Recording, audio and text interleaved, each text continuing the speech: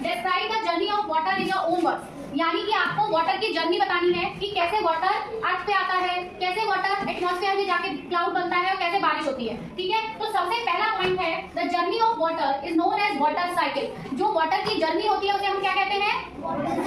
क्या कहते हैं? Water cycle. The water cycle is the continuous journey of water. तो ये जो वाटर साइकिल होती है ये कंटिन्यूअस जर्नी होती है वाटर की। मतलब यहाँ पे क्या होता है, जो पानी होता है वो कंटिन्यू एक फॉर्म से दूसरे फॉर्म में ट्रांसफर होता जाता है और एक साइकिल बनाता रहता है। साइकिल में क्या होता है, साइकिल हम यहाँ से शुरू करते हैं, वापस वहीं आ जाते हैं ना, फिर शुरू करते हैं, फिर वहीं आ गए, फिर शुरू किया, फिर वहीं आ गए। तो जो वाटर साइकिल है वो कंटिन्यूअस जर्नी है वाटर की और किस किस स्टेजेस को पार करती है ये।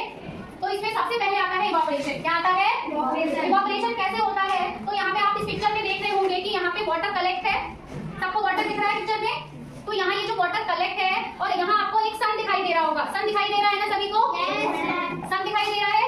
तो ये जो सन है, इस सन की जो रेस पड़ रही है इस वाटर पे, इस सन की रेस आ रही है वाटर पे, दिख रही होंगी आपको। तो इससे ये जो वाटर हो रहा है ये कैसा हो जा रहा है? गर्म हो जा रहा है। कैसा हो जा रहा है? यानी कि हीट अप हो रहा है। तो जब वाटर गर्म हो जाता है तो वहां से क्या निकलते हैं? वेपर्स निकलते हैं। क्या निकलते हैं?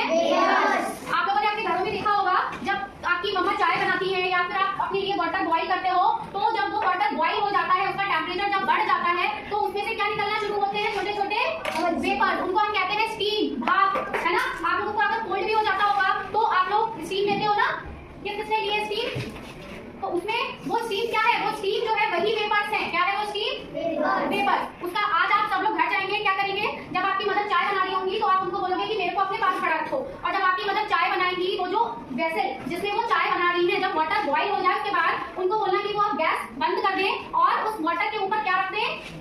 प्लेट रख दें। क्या रख दें? प्लेट। उसके बाद आप देखोगे कि जितने भी वेपर्स, जब ये वाटर हीट अप हुआ तो इसमें से जो वेपर्स निकले वो एटमॉस्फेयर में गए। ठीक है, एटमॉस्फेयर में गए तो हमें दिखाई नहीं दे रहे ना वो, लेकिन आपको देखना है तो आप क्या करोगे? उस प्लेट को रख देना। जब प्लेट रखी हुई होगी तो वो वेपर्स ऊपर नहीं जाएंगे, वो प्लेट पर ही आप टकरा के रुक जाएंगे। और जब प्लेट ठंडी होगी तो वो वेपर्स ड्रॉप की तरह गिरने लगेंगे। तो वही होता है, सबसे पहले आपका जो वाटर होता है वाटर बॉडी से गर्म होकर एटमॉस्फेयर में जाता है वेपर्स की फॉर्म में, और वाटर का वेपर्स की फॉर्म में एटमॉस्फेयर में जाना ही इवापोरेशन कहलाता है। क्या कहलाता है?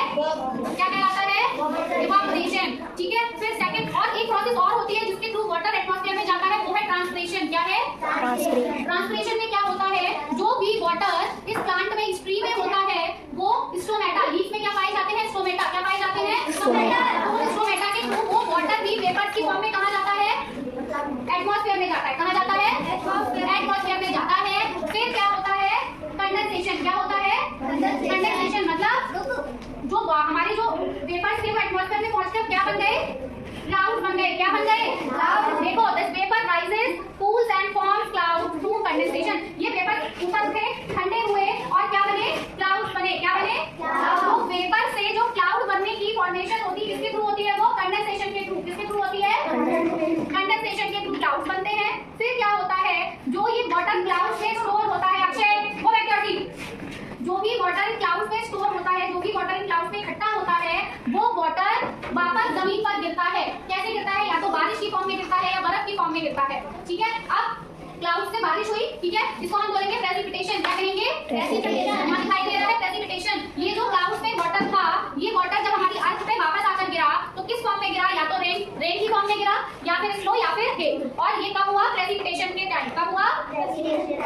अब जब बारिश हुई तो पानी भैया बहेगा, है ना। जब बारिश हो रही तो पानी बहेगा, तो पानी बहा यानी रन ऑफ हुआ और जाकर कलेक्ट हो गया वाटर बॉडी से। पानी बहकर कहाँ जाता है? नदियों में, तालाबों में, यही जाता है ना। और कुछ पानी क्या होता है, हमारी जो सॉइल होती है वो एब्जॉर्ब कर लेती है। तो जो पानी सॉइल एब्जॉर्ब कर लेती है वो भी ग्राउंड वाटर की फॉर्म में इकट्ठा हो जाता है। जो पानी सॉइल ने एब्जॉर्ब किया वो पानी ग्राउंड वाटर की फॉर्म में क्या हो जाता है? एब्जॉर्ब हो गया। तो वो पानी भी इकट्ठा हुआ, ठीक है। और वो वाटर जो भी आपका रिवर में चला गया, पॉन्ड में चला गया, ओशियंस में चला गया, तो वो भी इकट्ठा हो गया। ठीक है, तो क्या हुआ कि वाटर रन ऑफ, बहा और कलेक्ट हो गया वाटर बॉडीज में, और अब वो फिर से अपनी साइकिल स्टार्ट करेगा। अब वाटर बॉडीज में फिर से हीट आएगी, सन की